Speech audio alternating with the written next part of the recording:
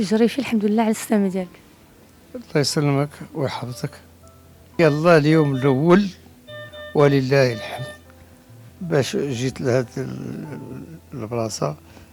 يلا خرجت من الرينو، خرجت من العناية ذيك دونك جيت لهنايا واستقبلتكم. كيفاش كان الإحساس ديالك النهار الأول ملي عرفتي على ليكيب 100% مغربية؟ أنا من الناس اللي كاع معكسين، أعكس واحد اللي كتقول لي الشرق كيقول لك لا باغي الغرب. أنا هذا مشيت حتى لفرنسا كاع داتني بنتي هاد الطبيب فرنساوي سميتو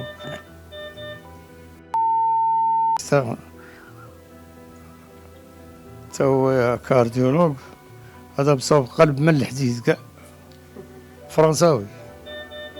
حدا بنتي تمايا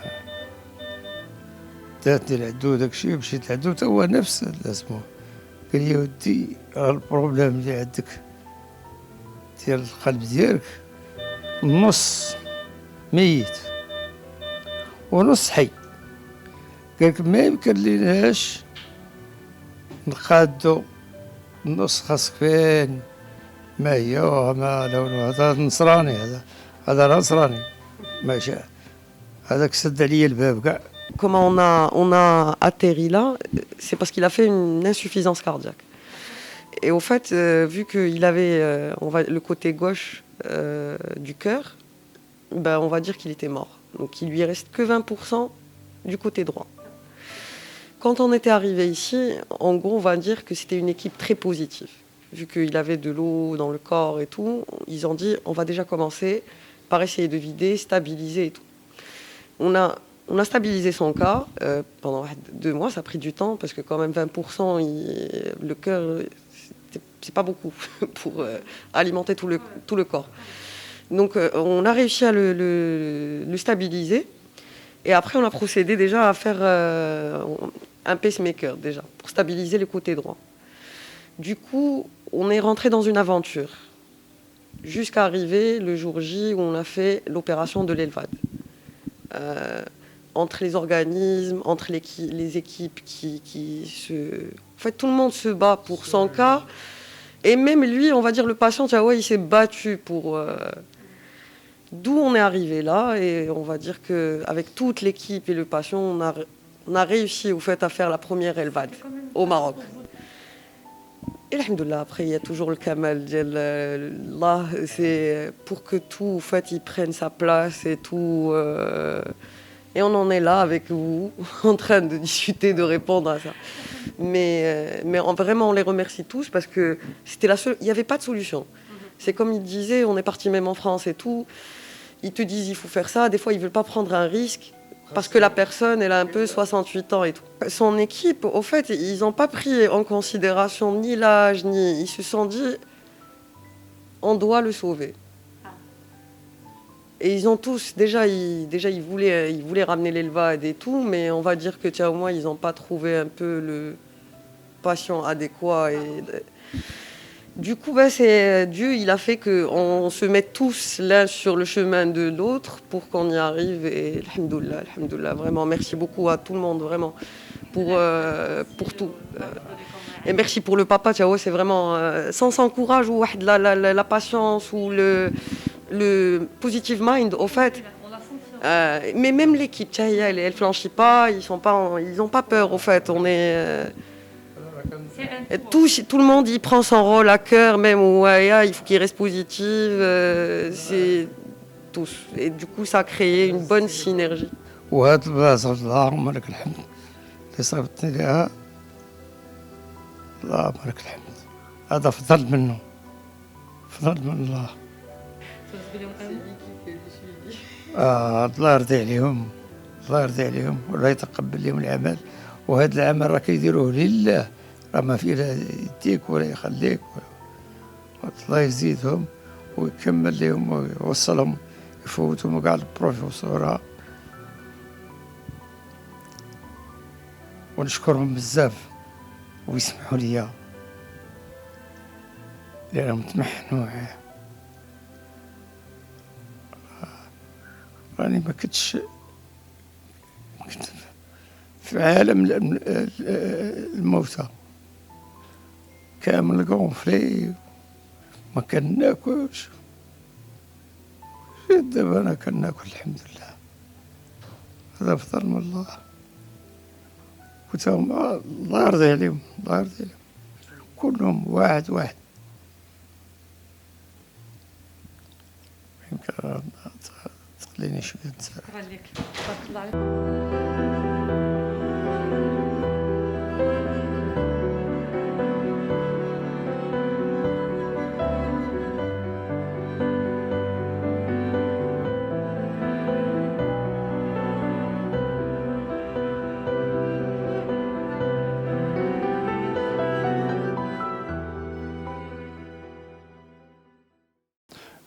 Le geste opératoire qu'on a pu réaliser aujourd'hui à l'hôpital privé international de Casablanca est une première au Maroc, d'accord?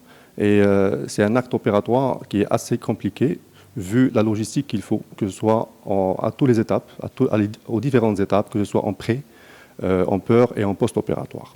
Alors pour M. Jarifi Abdelkader, c'est un monsieur qui souffrait d'une insuffisance cardiaque globale. Disons que par rapport au corps, le cœur, c'est la pompe du corps. Et pour différentes raisons, cette pompe, elle peut tomber en panne. Et elle n'arrive pas à pomper du sang aux différents organes. Et c'est un monsieur qui n'arrive pas à faire ses activités quotidiennes. Juste le fait de manger, de marcher, ça devient une tâche très très compliquée pour lui. Cette solution-là, qui arrive aujourd'hui au Maroc pour la première fois, lui permet, comme une assistance, qui permet d'assister cette pompe à pomper le sang vers les différents organes pour avoir une circulation qui est satisfaisante. C'est un appareillage qui est devenu très sophistiqué et qui permet d'avoir une vie quotidienne plus simple. C'est un appareillage qui est très très léger, de plus en plus léger par rapport à ses ancêtres, qui marche avec l'électricité, avec une autonomie qui est très importante, 30 heures au minimum par rapport aux batteries. Et ça permet nettement d'améliorer la vie quotidienne du patient. Ce LVAD nous permet actuellement, a été conçu initialement pour être, comme on dit, un bridge to therapy, ce qui veut dire donner plus de temps à ce patient pour être enregistré dans une liste de transplantation et par la suite avoir son droit à la transplantation. Mais avec les études récentes, cet LVAD peut remplacer carrément une transplantation cardiaque. Et si on commence à essayer de comparer une transplantation, son bénéfice, risque et aussi ce LVAD, on voit que pour le LVAD, il y a plus de bénéfices que de risques, puisque pour la transplantation, la chirurgie est lourde, son post-opératoire est lourd, sa surveillance après pour une vie post-clinique est très longue, ce qui impose aussi au transplanté de rester à la ville ou au pays où il a été transplanté.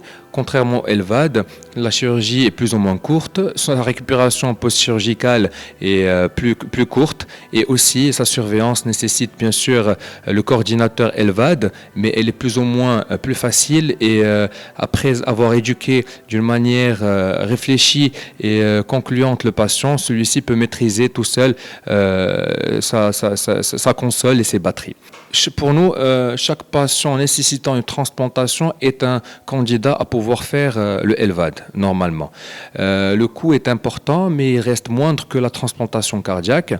C'est pour cela qu'on peut éventuellement inciter les mutuelles ou bien les assurances, aussi le ministère, de pouvoir voir la chose et essayer pour qu'on puisse éventuellement aider du mieux qu'on peut ce citoyen qui est en insuffisance cardiaque, qui avant aucune aide n'aurait pu être attribuée, mais qu'avec ce LVAD, on peut changer les choses au Maroc. Et on remercie aussi le Abbott, qui est distribué au Maroc par Soma, qui nous ont permis d'acquérir ce LVAD qui était très difficile à transporter, d'avoir de l'étranger, de l'admettre ici par la douane, et qui ont pu nous aider à accélérer les choses parce que c'était la course contre la montre.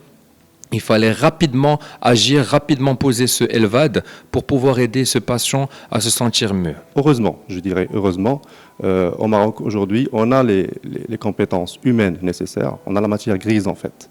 Et on a aussi tout ce qui est logistique, les structures qui sont très bien équipées pour faire ce genre de gestes.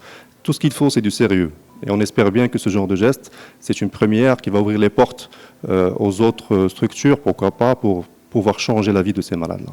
Bon, à travers vous, je lance un appel général à toutes les instances publiques, au ministère de la Santé, à l'Agence nationale de l'assurance maladie, à toutes les mutuelles, pour pouvoir prendre le bateau avec nous et pour pouvoir aider ces patients-là, parce que c'est des gestes qui sont coûteux. Sans leur aide, on ne pourra pas réaliser ce genre de gestes, pour pouvoir démocratiser ce genre d'opération. Monsieur Jraifi, aujourd'hui, au jour même, il va vivre avec une pompe qui marche en continu, avec des batteries et sous électricité. Donc, le rôle maintenant du VAD coordinateur, mon rôle, c'est de l'aider lui et sa famille pour l'utilisation optimale de tous ces appareils. Donc moi, j'ai une tablette où je peux contrôler, voir un petit peu et modifier tous les paramètres, mais à fur et à mesure, il va s'envoler avec ses propres ailes, après une formation vraiment approfondie et riche pour lui et sa famille. Il va pouvoir vivre avec ça. Alors, la batterie, on a un chargeur que le patient, on a 4 batteries avec un chargeur que le patient va porter avec lui, chez lui. Donc, à chaque fois, il va se déplacer, il va enlever le capteur et le câble du secteur et il va mettre ses 2 batteries. Donc ça va venir dans le cadre de la formation. Il a commencé à faire ça tout seul, donc on est très très bien. Alors le patient va sortir avec des batteries, un chargeur, un secteur d'électricité et tous les accessoires, des sacoches pour la douche, des sacoches pour sortir, des sacs, tout ça.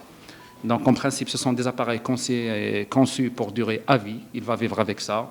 Il y a des expériences internationales. Il y a des patients 16 ans, 17 ans qui ont un ELVAD. Ils vivent très très très bien leur vie. Le contrôle des patients, il se fait dans le monde entier chaque mois avec son cardiologue et le chirurgien qui va le voir. Mais avec le VAD coordinateur, ce sont des appels tout le temps. Il peut appeler 7 jours sur 7, 24 heures sur 24, là où il y a un problème. Donc le patient va prendre avec lui des manuels, là où il y a des alarmes qu'il peut régler et gérer tout seul, et des alarmes qu'il doit impérativement nous appeler pour intervenir. Soit lui montrer comment faire, soit l'appeler à venir directement à la clinique.